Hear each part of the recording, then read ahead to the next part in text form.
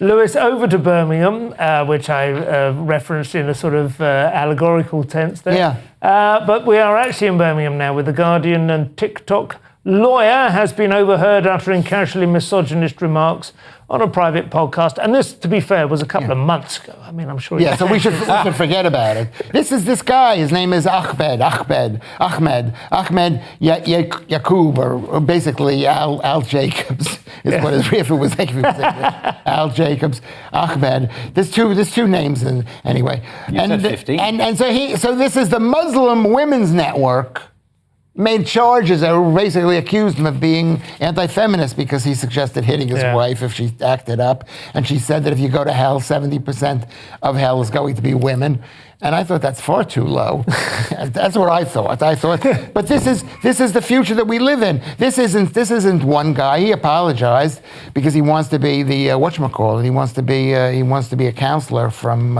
I think he may even be standing as MP, in fact. MP. And anyway, what do we care? But I think he's concerned because his whole campaign is centered for support for Gaza, and we know how strongly the Gazans are when it comes to feminist issues and carry for women's rights. We know those things don't fly with. I like the way, as you say, that it's the Muslim Women's Network that has picked him up on this. Yes, right? This is they kept keeping it very kind of internal, right? This is. I don't know. I think when when Muslim women are speaking out against this, I think it's kind of strong. What do you think, Steve? You got a point? Yeah, the first note that I wrote down was, don't give Lewis this story, he'll just agree with him. Got that right? Boom.